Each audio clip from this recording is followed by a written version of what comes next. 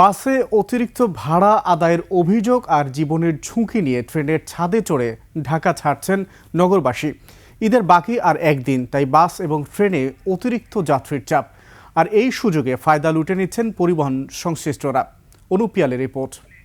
Sunbit সব দিবে সামাল। সানবিট ম্যাজিক প্রেস ডিশওয়াশিং এর মাথা ঘোরানো সলিউশন। ঈদের একদিন আগে যেন চিরায়ত ট্রেন যাত্রার চিত্র ফুটে উঠেছে। এভাবেই জীবনের ঝুঁকি নিয়ে ঢাকা ছাড়ছেন যাত্রীরা।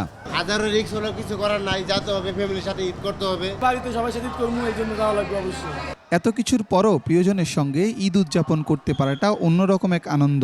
আজকে যে মজা পাচ্ছি হয়তো অন্য দিনে সেই মজাটা পাইতাম না। কষ্ট লাগুক, তারপরও অনেক আনন্দ লাগতেছে যে সবার লগে ঈদ করবো। আমি আমার দাদা বাড়িতে ঈদ করতে যাচ্ছি। সালামি অনেকজনের কাছ থেকেই নিব। আব্বু আম্মু দাদা দাদি কাকা কাকি সবাই আছে, তাদের থেকে নিব। আমরা প্রত্যেক বছরে এই রমজান ঈদে আমরা বাড়িতে যাই। রাজধানীর কমলাপুর রেল স্টেশনে যাত্রীরা আগের দিনগুলোতে টিকিট ছাড়া প্রবেশ করতে না পারলেও আজকে পারছেন ঠিকই।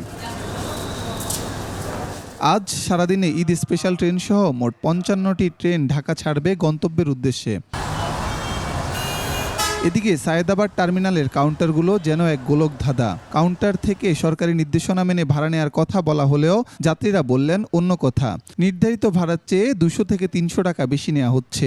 বাউনবাড়িয়া নবীনগর ওই জায়গায় ভাড়া হইলে আপনার এমনি নর্মাল সময় 320 টাকা, এখন 500 টাকা করে নিতে হবে। কুমিল্লার ভাড়া ইউজুয়ালি হচ্ছে 200 টাকার মতো, তো এটা তারা 500 টাকা যাচ্ছে, প্রায় ডাবল। হ্যাঁ, সে নর্মাল কুমিল্লা ভাড়া 290 টাকা, চার 290 টাকা, 300 ভাড়া নিচ্ছি, বেশি কথা নিচ্ছি। আমাদের সরকারি চার্টের ভাড়া হলো আপনার 485 টাকা ভাড়া, আমরা নিচ্ছি 500 টাকা। আমি এখন 15 ভাঙতি করতে দেবো, 15-এর জন্য আমি 500 টাকা নিচ্ছি। নর্মাল ভাড়া এমনি সবসময় 450 টাকা এরকম নেয়, 450 টাকা, 470 টাকা এরকম নেয়। এবার নিল কত তাহলে?